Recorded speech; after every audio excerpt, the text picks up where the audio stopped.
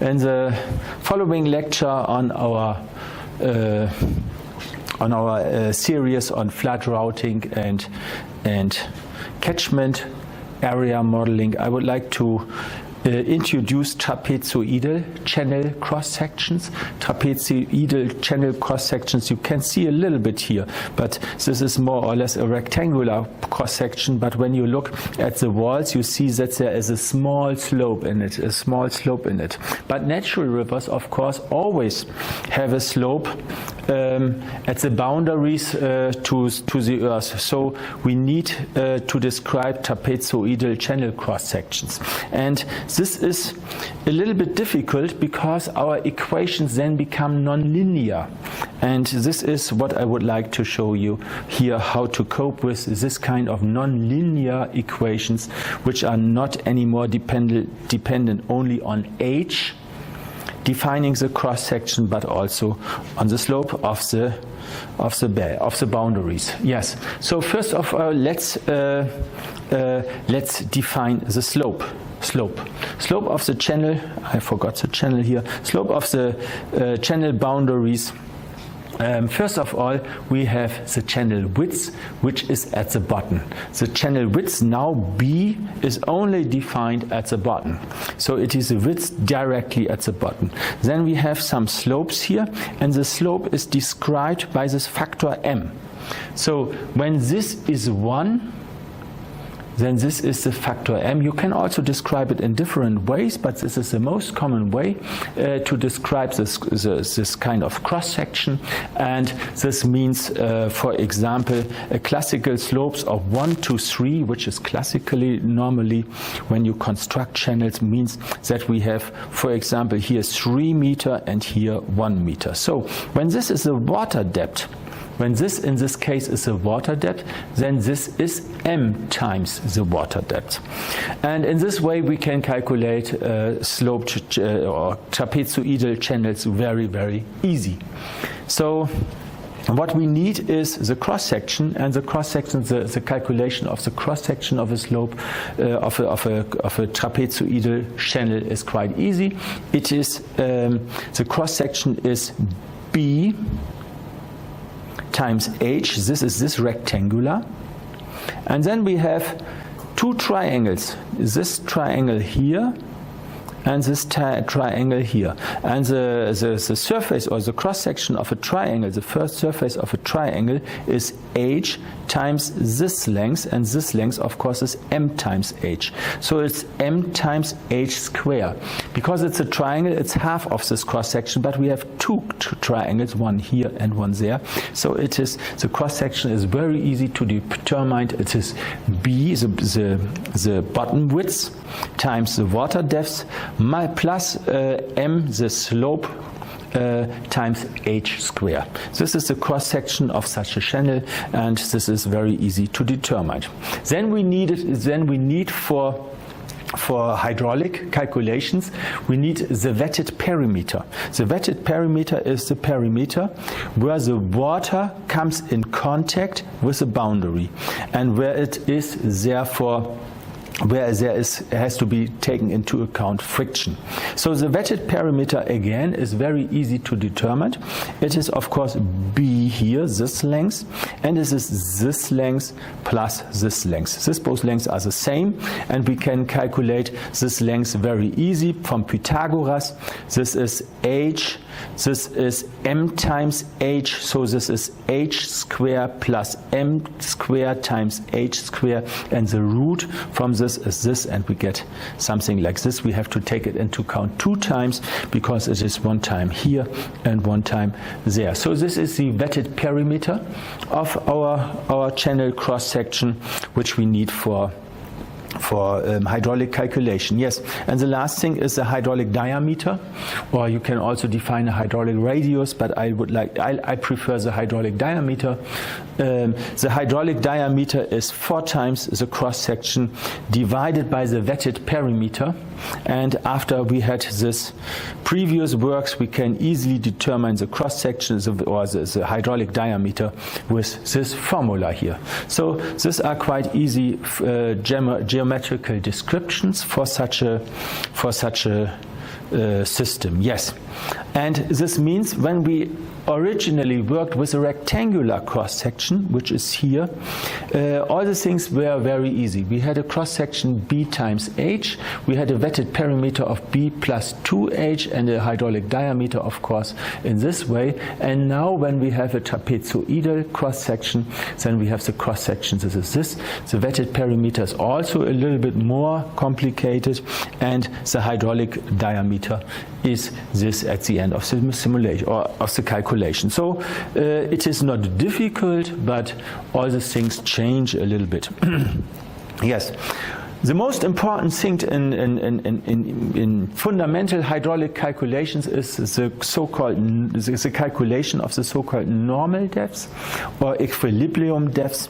Invented Chow's famous book, it is called Normal Depths. Other books sometimes called it equilibrium water depths, and this is very easy to be determined. It is just the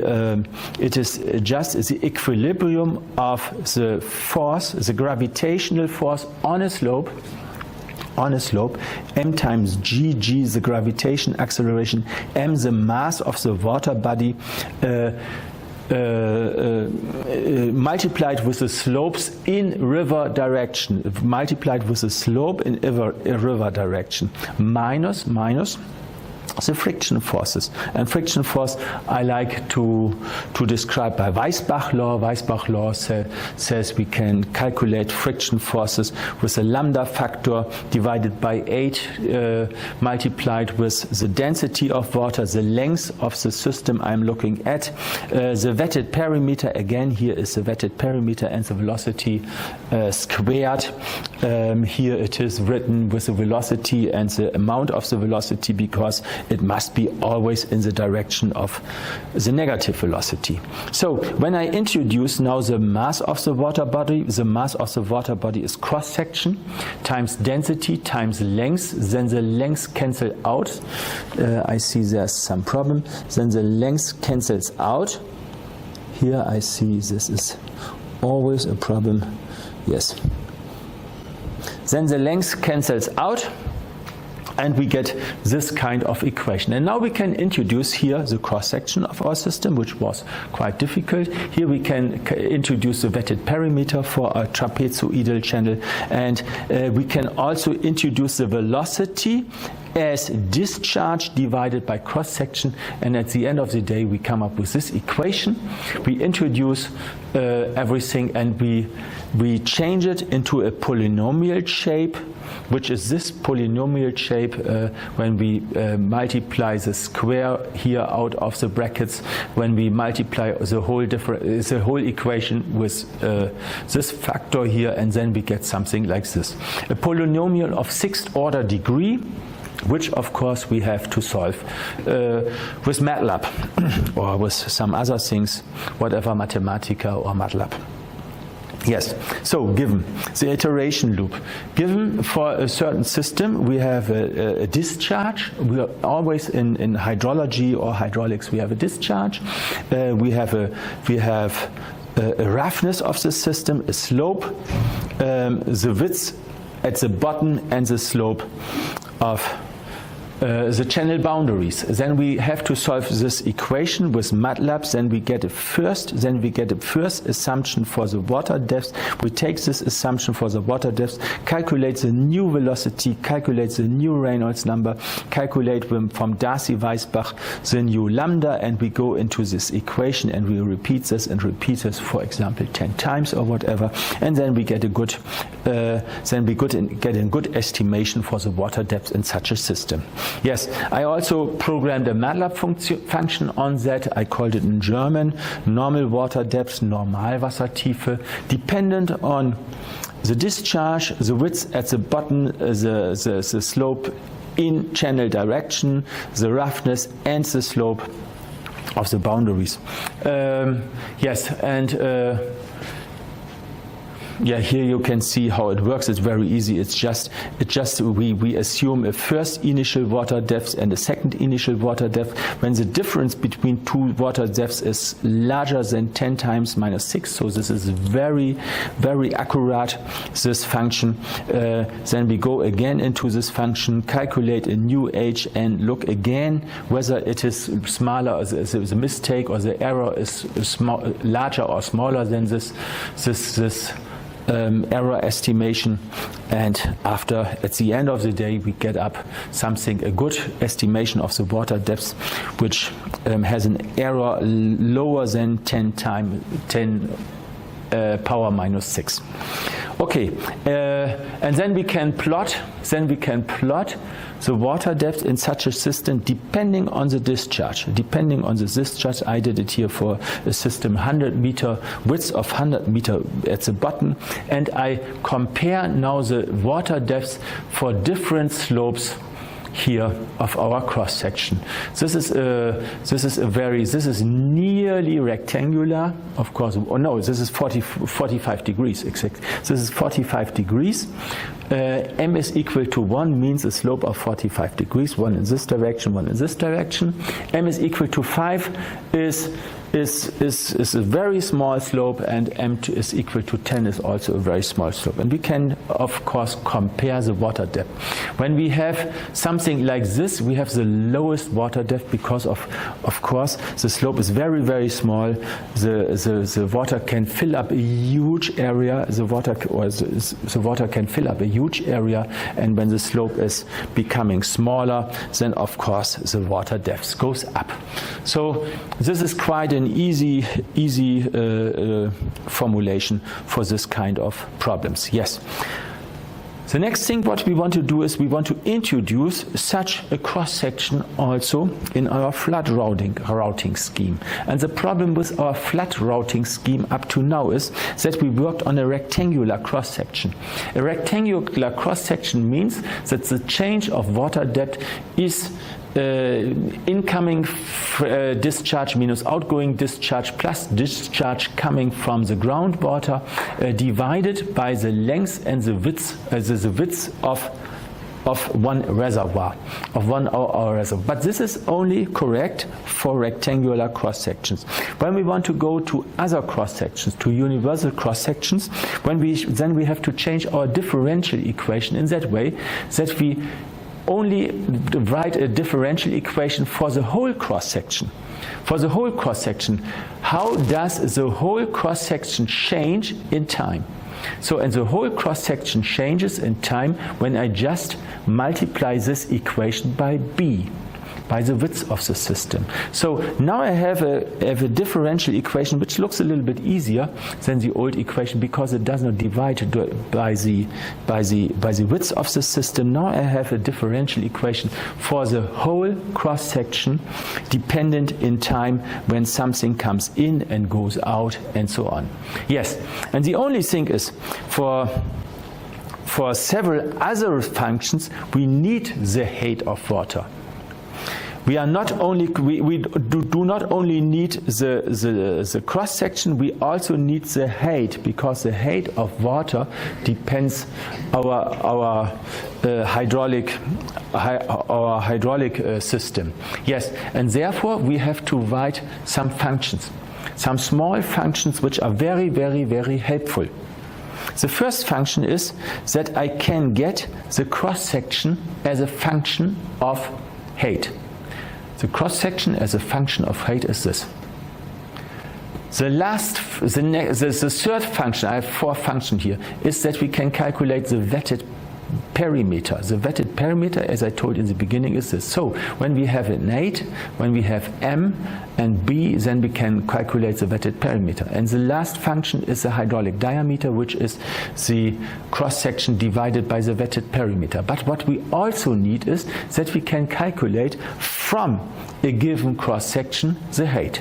So we have everything, we can calculate everything into everything, and this is a little bit more difficult if m is equal to 0. So if it's a rectangular cross section, then the height is of course A divided by B, else otherwise if there is a slope, then we just calculate it from PQ formula.